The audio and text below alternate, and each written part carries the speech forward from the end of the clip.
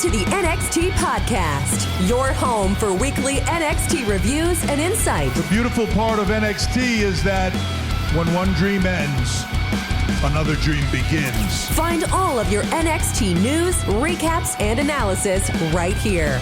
So with that being said, we only have one question for you. Are you ready? We thought so. Let's get the show started right now. Hey everyone, it's Jay with your NXT review for the night of April 22nd, 2025. I'm going to talk about the show tonight, and but I want to start off with a bunch of other things that happened this week that involved NXT. I'm going to get right into it because I don't know how long this is going to go, and I want to be sure that I get into everything.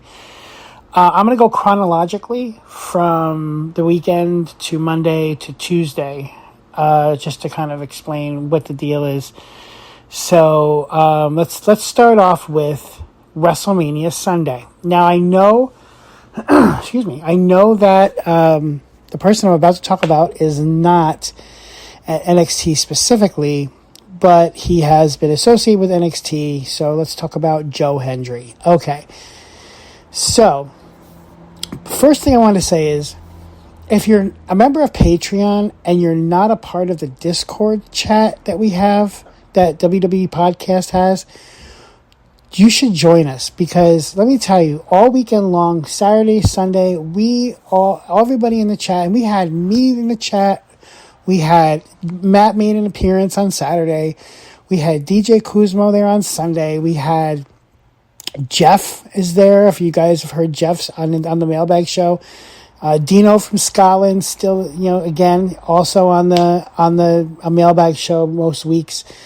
We had lots of different people on, and we have such a good time just like going back and forth. Sometimes it was so much in the chat. I mean, I'm not saying don't do the chat because of this, but sometimes I was so invested in the chat that it was taken away from the show. But that being said, we had a great time this weekend with WrestleMania and the Discord chat. I usually pop in on PLEs. I try to do SmackDown on Raw, but I don't always watch SmackDown on Raw live, so I can't do the Discord chat. But usually for PLEs, I'll try to drop in.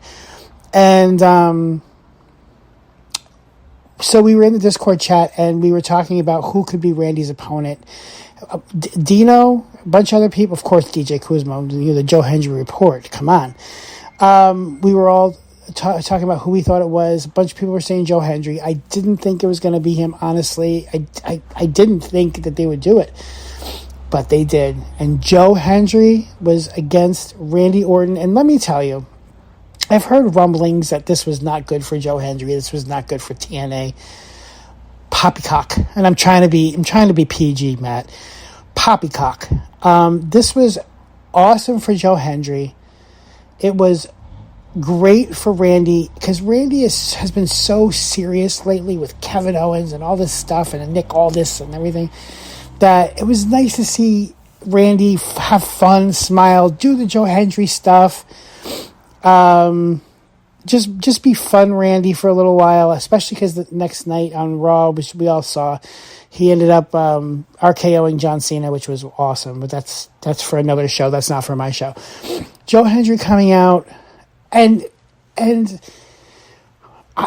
so many people were singing the song and doing the moves for Joe Hendry's song, and it just goes to show but now he's been in two stadium shows. One at Royal Rumble. He was at Royal Rumble, and then he was also at WrestleMania. And both times he got huge pop, people singing the song. And I heard an interview from Triple H. If you watch the press conference, he did talk about Joe Hendry during the press conference, and he basically told him that this is going to be the easiest WrestleMania that you do. You will be back again, and you're just going to get harder from here. So that's kind of a foresight to the fact that they're really looking into bringing Joe Hendry onto WWE and to the main roster. It looks like, because if you're in NXT, most of the time you're not on the WrestleMania card. Just ask Roxanne Perez. Yeah, great. It was a great thing. It didn't take a long time. There was so much seriousness going on with that night too, and all the crap that happened at the end of, again, not for my show, that's for another show. But it was just a nice, light showcase of Randy being fun Randy and Joe Hendry just being himself and showing himself. And for all the people that didn't know who he was, either watching at home or in the stadium, they were grabbing their phones, Googling, who is this Joe Hendry guy? So, yeah, let's get more of that. Let's absolutely get more of that. It's going to be great. Can't wait for the future for this guy. And then TNA, they got to showcase the title. They got to showcase TNA. And nobody, either in TNA or WWE or NXT, nobody thinks that the TNA World Championship is on the same level as the WWE Championship. Nobody thinks that. And this is, like, he went against Randy Orton, 14-time world champion. Like, of course he's going to lose. He's going to lose quickly. But it's Randy freaking Orton, of course. Anyway, great. It was so good. I literally said the words, holy F, out loud. And I was by myself, mind you. By myself. Screamed it out loud. My neighbor was probably wondering what the hell's going on. And yeah, it was great. It was all around great. And then moving to Monday. Also, NXT things happening on Monday.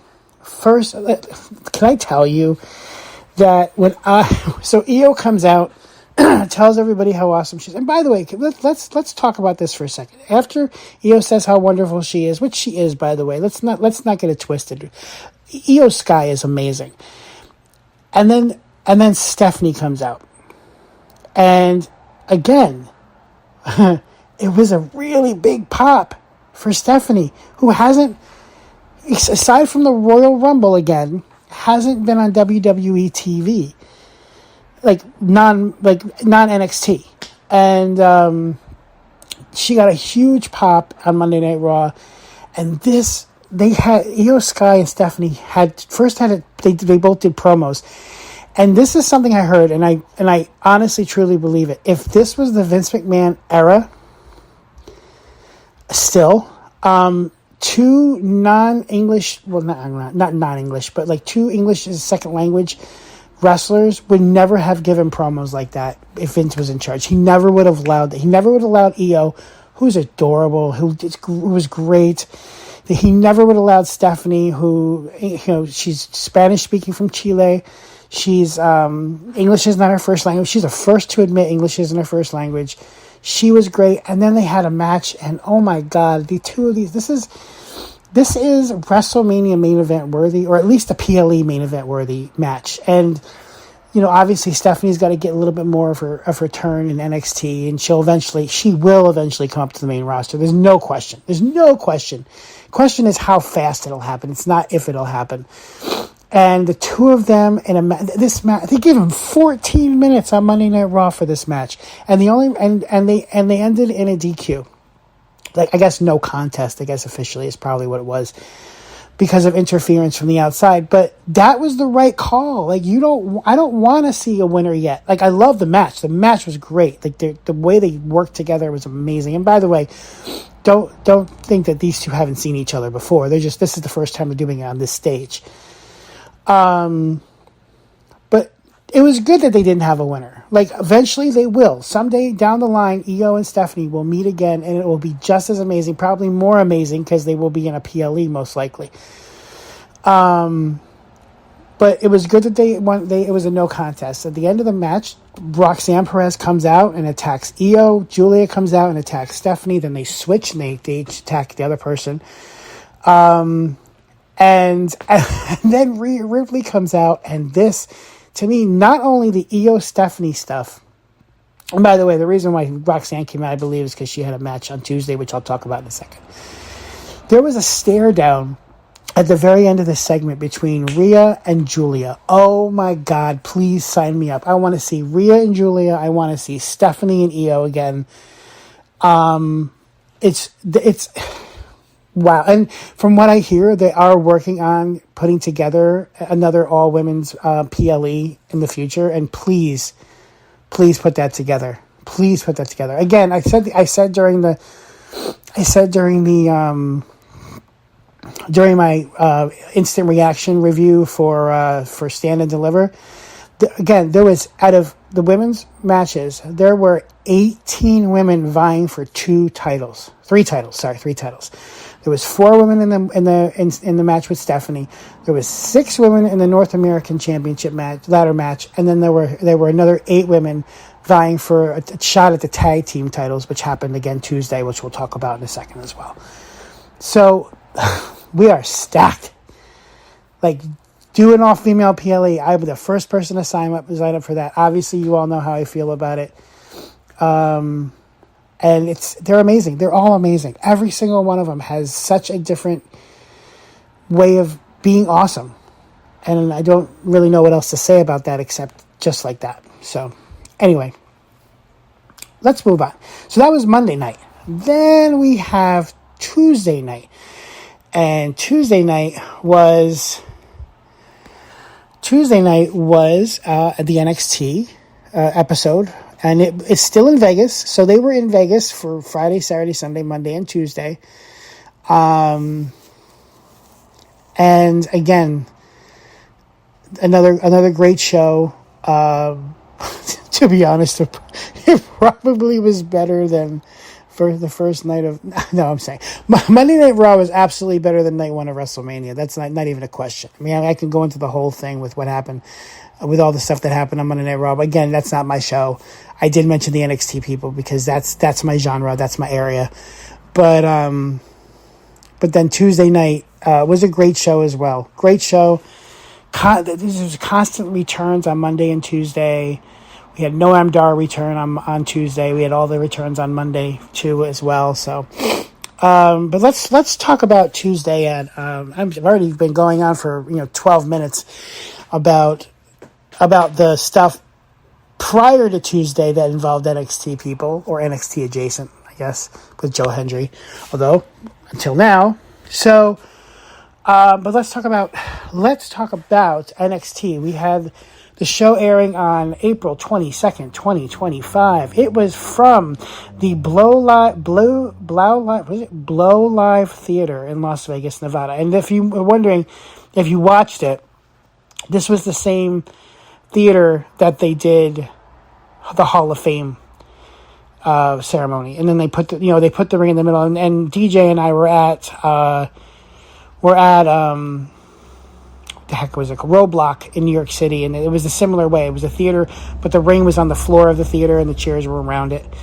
And it was a good setup. It was weird though, because the way the camera set up, you could see the wall on the side of the theater, which was a little weird.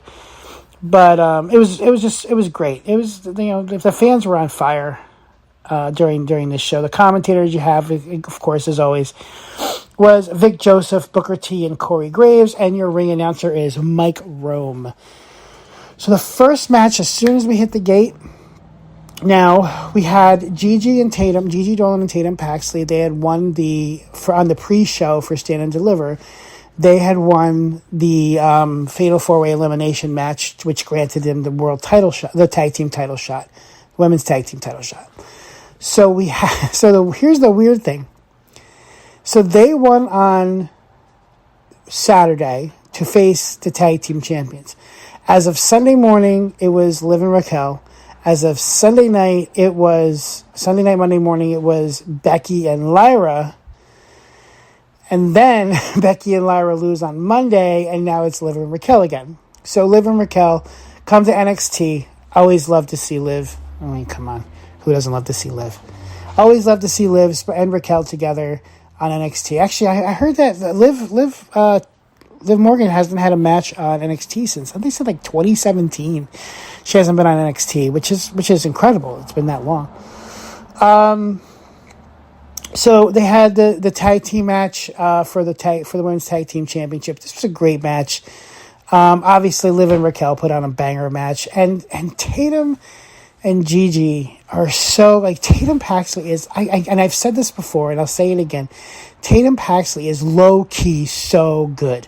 Like, she doesn't have the pomp and circumstance like Stephanie and Julia and Jordan Grace and Roxanne. There's no pomp and circumstance like all they have. But she is low-key so good at what she does. And her with Gigi is a great combination. Gigi obviously is no stranger to having a women's tag team championships. Her and JC Jane were tag team champions for a while in NXT.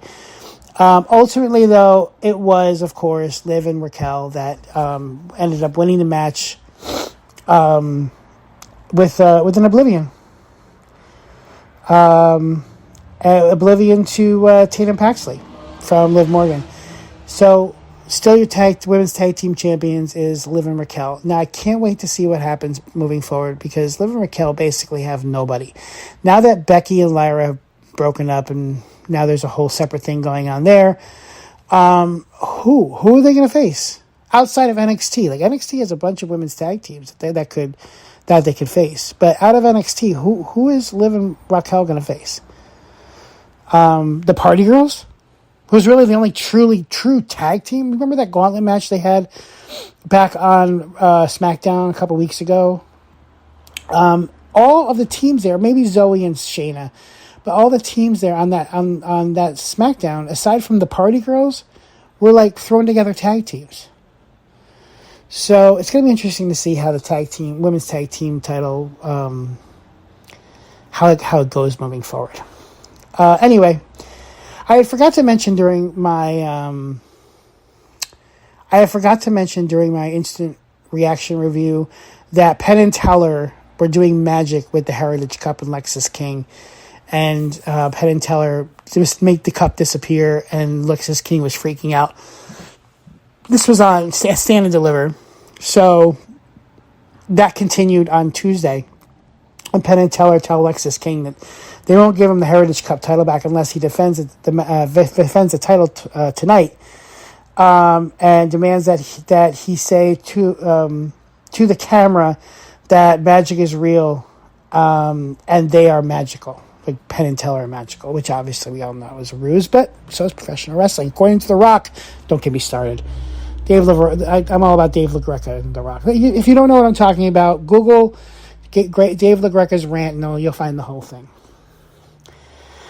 So then we saw footage of Miles Bourne and Tavion Heights competing. No, it wasn't Miles Bourne. It was Charlie Dempsey and Tavion Heights competing at Bloodsport this weekend. And then Dark State says that Ren Sinclair couldn't handle Bloodsport, and the no quarter that Cutler James suggested the No Quarter Catch crew disband before the Dark Side, but the Dark State take them out like the D'Angelo family. Bourne's not backing down, and Javon Evans joins the conversation. He wants to smoke as well. Lennox then points out that Javon has no friends, so why is he picking a fight that he can't win? And Bourne tells Javon that he will have his back and Dark State, and so there's going to be a tag team match between Dark State and Miles Bourne and Javon Evans. So then Ricky Saints comes out to the ring and says, wow, I'm going to get kicked off WrestleMania weekend with a bang when I successfully defended the NXT North American Championship against the man who forever is going to be a thorn in my side, and that's you, All Ego Ethan Page. My mama agrees as well, but the world watched this week when we had a historic two-night at WrestleMania, but it was Stand and Deliver that I made good on my promise that I had since I stepped foot here in NXT. Everything I said, I turned into reality. I am the man around here, and as you can tell, and man, Stand and Deliver was surreal, but it felt good, and it was against you, Ethan Page. And then Lexis King comes out. So he just left Penn and Teller, and now he comes into the ring. He says, now, Ricky, hold your horses, brother. Look, I know you just had an historic win at Stand and Deliver, but I've been spending my whole weekend running all over Vegas looking for my precious Heritage Cup, all because those clowns Penn and Teller made it disappear right before my very eyes. Ricky says, hey, good for you, Lexis, but I have no clue what this has to do with me. I am just out here putting on a show. I'm just confused about why you're out here right now. Lexis King says, Ricky, I actually got business out here. So before you cut me off and take my ring time, I'm defending my Heritage Cup tonight. And if you don't get out of here, I might set my eyes on the North American title as well. And Ricky says, oh, we're doing this again? That's funny because last week you lost a 4-way. And so you don't have a shot at but this. It seems that your mouth keeps writing checks that your little butt, he said, didn't say butt, can't cash, partner. Lexus says, you know what I love? I have a lot of things, Ricky. But what I don't love is smug, arrogant pricks like you who think they can get over with this gullible audience. Newsflash, brother, nobody likes you. They love the king. Okay, you're a legend in your own mind. Delusions of grandeur fill your brain. Yada, yada, yada, yada, yada. So then they talk about putting up the cup against the North American title as a title for title. And Ricky says, I'm going to put it like this to you. You're a special individual. Oh, my God. In fact, that you're worried about me right now when you have a mystery opponent is not very telling. And since I already know you talked to Ava about all of this, guess what, champ? You're on. So then we go to a commercial. Not a commercial, but like another segment where Hank and Tank had a nice embrace backstage with Sol Ruca and Zarya. Thea Hale joins the conversation and wants to have another ladder match. Jada Parker walks by and she's not in the mood for Thea's energy. Kalani Jordan somehow agrees with Parker, which they hated each other a few months ago, if you remember that. Kalani says this is not the same locker room that when Thea was in 6 months ago, and Fatal Influence joins the conversation. And JC Jane says that somebody needs to take Thea out. Kalani says that's not her problem, and JC suggests that Fallon Henley should do it by herself. So we have another match. Second match was Lexis King, and then the surprise opponent for Lexis for the Heritage Cup was Noam Dar. And if you know anything about the Heritage Cup, you know that Noam Dar held the cup for like 730-something days total, combined. And he, like, when you think of the Heritage Cup, it's almost like you think of Noam Dar. Noam Dar has been out for 11 months. The Meta Girls have been kicking butt in the women's tag team division at times. and also, I can't think of the name of the fourth guy. Oh my God. I'm just like Matt. I sometimes just forget what I'm talking about. Anyway, so Noam Dar is all about the Heritage Cup. He comes out not very Noam Dar-like, if you remember the way he was prior to him leaving. Hopefully they'll expand on the character again more and put him back the way he was. Puts him back with the metaphor. They did say he was from Metaphor, so anyway, so there's a match for the Heritage Cup, and lo and behold, Noam Dar wins the Heritage Cup back after two spinning back fists and connects with a back elbow smash to pick up the victory. It does Noam Dar, so he is the new Heritage Cup champion.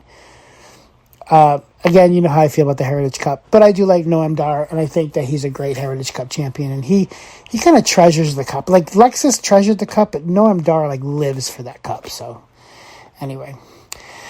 Then we have a backstage interview with Roxanne Perez. Roxanne says that Stephanie Vequer is not going to claim a division that she built. The Raw after WrestleMania was supposed to be her moment, but no, it had to be about Stephanie.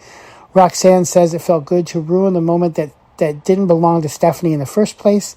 She didn't know that Julia had the same problem, but if Stephanie has a problem with that, maybe she should do something about that tonight. Stephanie is not 100%, but Roxanne brags about winning the Slammy for NXT Superstar of the Year.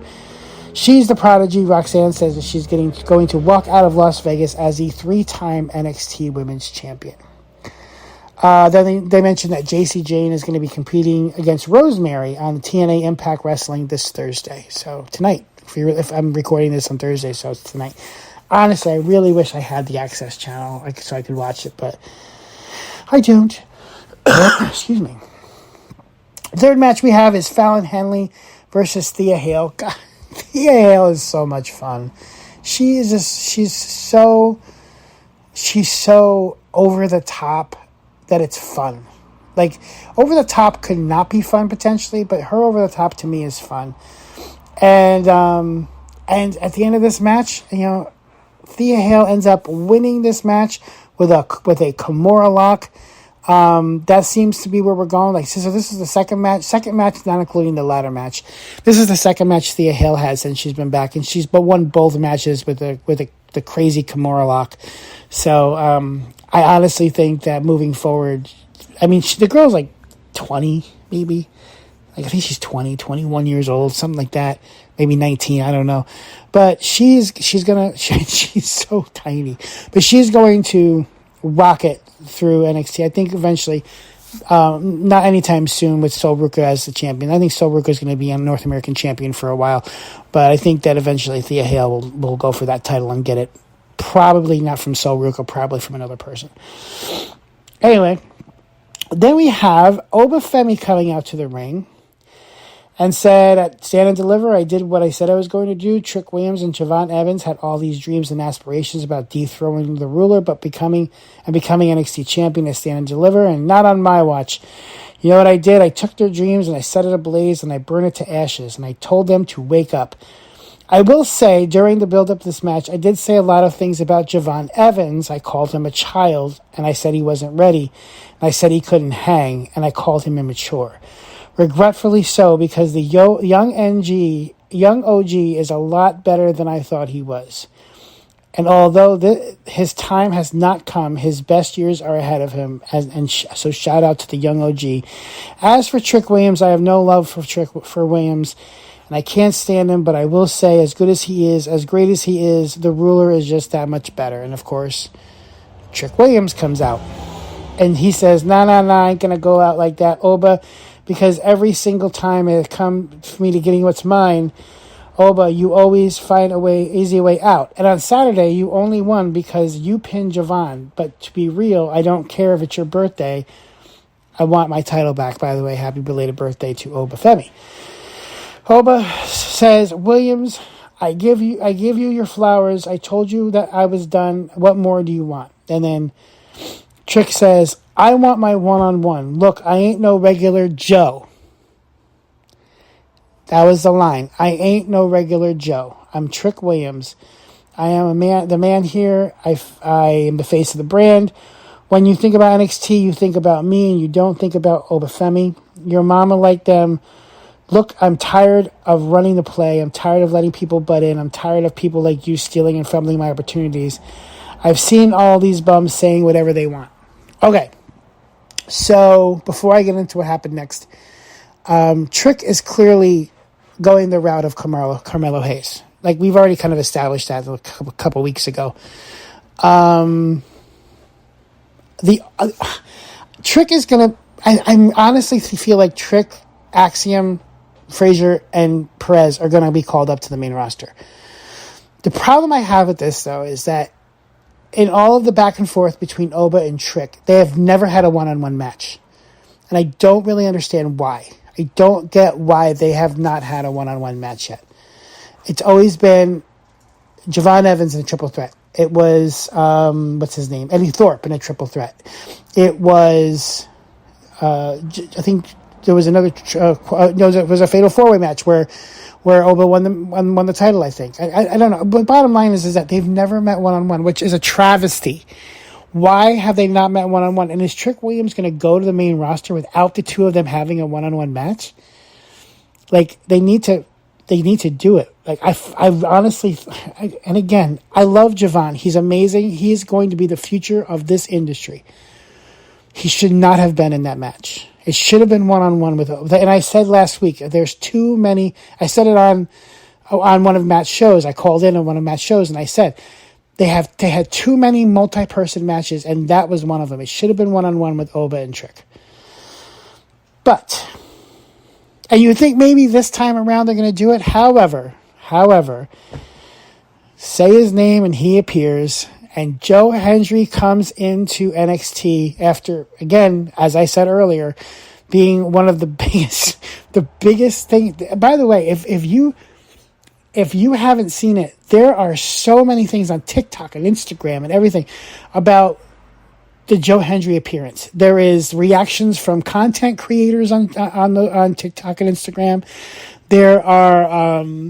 There's interviews with Joe Hendry about how things came about. There's the interview with, I said that Triple H talked about Joe Hendry during the press conference. So there's that. There's so much about Joe. Like, it's not just about what he did at WrestleMania. It's also about the aftermath. And then he tells the story about, in one video I saw today, where he tells a story about how it came about. Like, Triple H was in an airport. Triple H texted him. He goes, "We need to talk," and says, "Hey, you know that Randy doesn't have an opponent, but I want to bring you in." Like, what? Like, he literally was playing like armories and bingo halls last week. Like, it's so big for him. And TNA and NXT. Like, they're like, WWE is using Joe Hendry, and Joe Hendry is using WWE. Don't get it twisted. And it's gonna be so, like, he's gonna be so great moving forward. Anyway, so he comes out and he says, "Say his name," and he appears. Joe Hendry is back in NXT. Trick Williams, you are not the same person that I tagged with back in the fall. If the rumors are true, you've changed. You used to soak in the cheers, the chants from the fans, and now all you do is soak in self-pity. I prove what happens when you listen to the fans, and I did it at WrestleMania. And Trick, I'm going to tell you, because no one else will, you're not hungry. You're entitled. Did you think the reason you didn't win back the NXT Championship was because of you? Did you start to think that maybe Trick Williams is a whiny bitch? Yes, I said it. Censor me.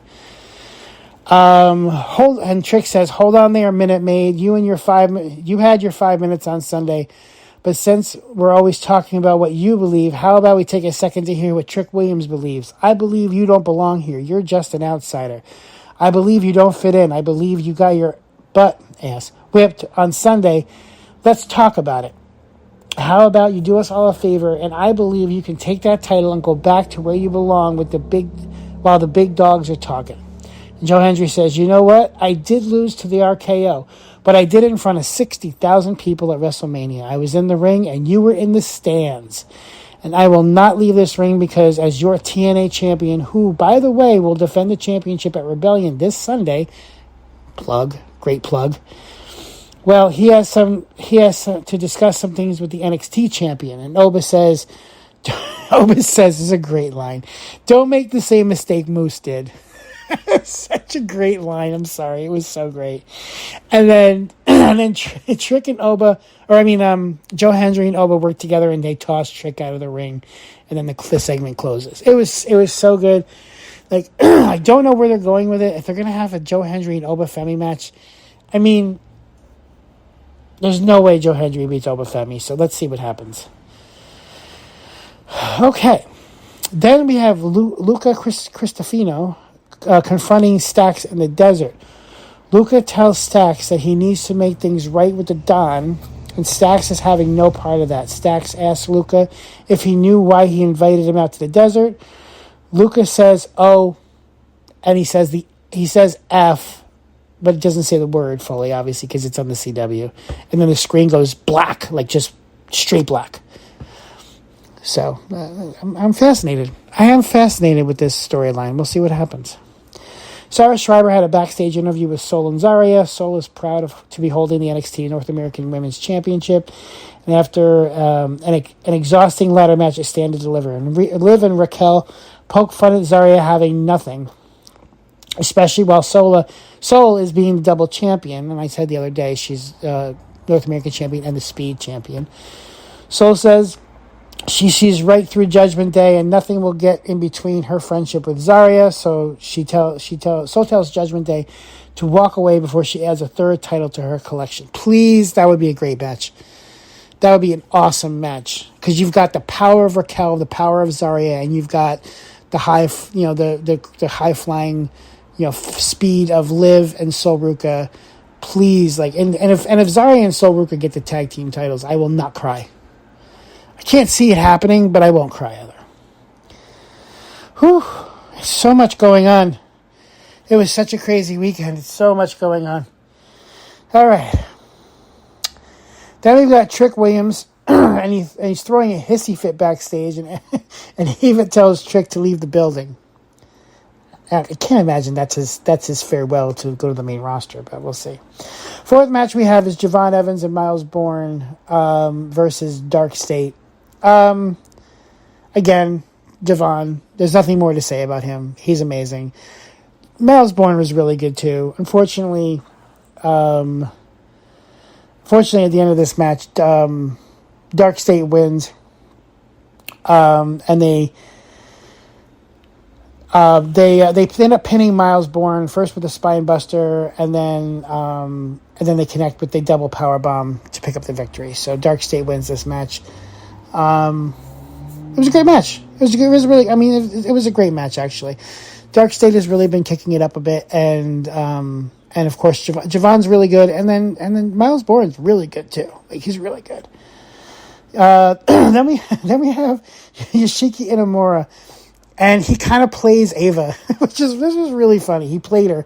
He said that he's heading back to pro wrestling in Noah, which is in Japan, and Ava tells Briggs and Inamura that they'll get one more shot at the end. So basically, what Inamura does is say, I just feel really bad that I couldn't win the tag team title for Josh Briggs, and she's like, well, okay, well then you can have one more shot at it. And he's like, he basically after she leaves, he tells Josh Briggs that he played her, it was really funny. Tony D'Angelo tells Rizzo that he's all right physically. He hasn't heard back from Luca. Rizzo reminds the Don that he and Stax grew up together, and Stax was one of the one that taught her how to fight. People change. Rizzo is open to having a sit-down conversation, but the Don doesn't trust him. Stax has declared war, and the Don can put Riz at risk.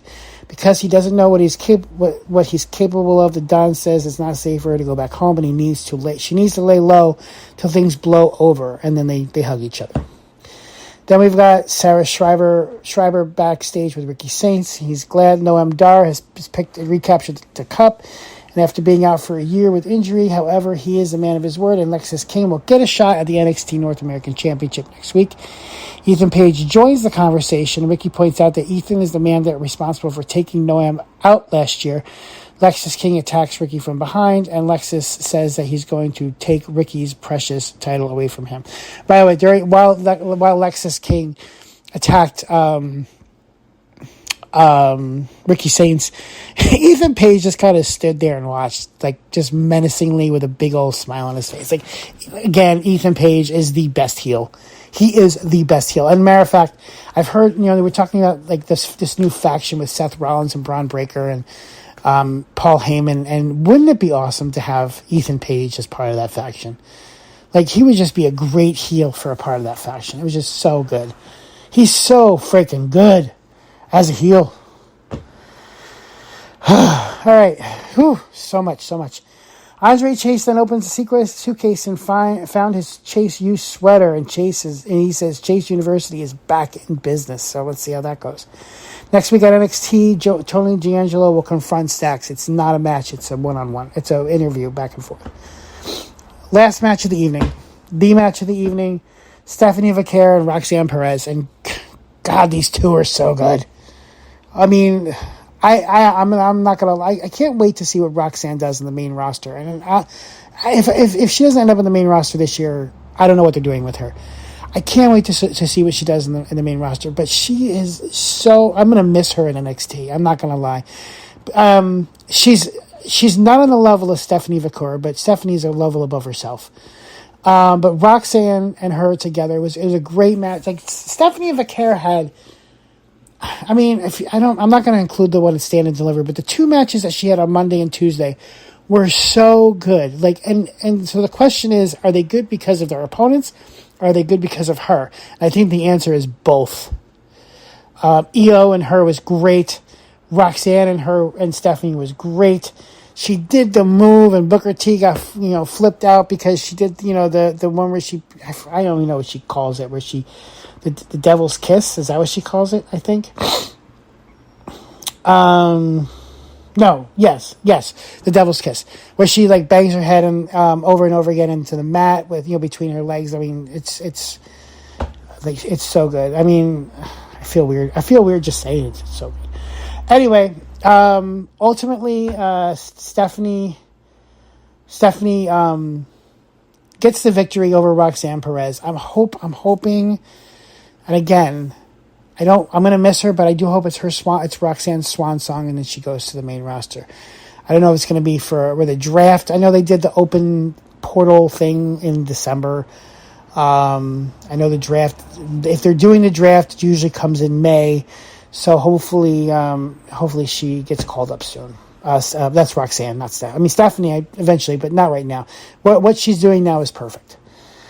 At the end of the match, Julia comes out onto the stage and stares down Stephanie, and also, you can barely see her, but in the balcony of the theater, Jordan Grace is there, and she looks on as well. So we'll see what happens with that. Woo! That is your NXT review. Listen, again, Patreon. Go on Patreon, pay the money, ask Matt for the Discord chat link. He will give it to you. He gave it to us. And go on the Discord chat, and especially during PLEs. Like I said, I'm trying to get on for SmackDown and Raw, but I'm usually on for PLEs, and we have such a great time just going back and forth and sharing our opinions. And there was so many holy F's, if you get what I'm saying, when Joe Hendry came out, and we were just commenting on the triple threat match on Saturday night between Roman, Seth, and CM Punk was amazing. We were all talking about that at the time. If you want to converse with DJ Kuzmo, with your Joe Hendry report, he's there a lot. Like I said, Jeff and Dino and all the other people in the Discord chat. We had such a great time. Please join us next time. And if you have any questions, please feel free to send me a message. It's JAY_GUMAER is on X, and also if you can do JAY from the HV, which is Hudson Valley in New York. So please be in contact. Let me know that I know that some of you people listen to this and you follow me on X or whatever. Please, let's communicate. I love communicating with wrestling fans. It's so good, and NXT is rolling. It's rolling so good. This is the time to watch it. Pull your friends. Tell them to watch it with you. Just say, hey, just watch it once, or replay Stand and Deliver and say, this is what you're missing. Anyway, talk to you soon. Have a lovely week, guys. Thanks for listening to the WWE Podcast. Don't forget to subscribe on your favorite podcast app so you don't miss a show, or head to WWEpodcast.com. And for all of these shows ad-free, head over to patreon.com/WWE Podcast. Until then, we'll see you next time.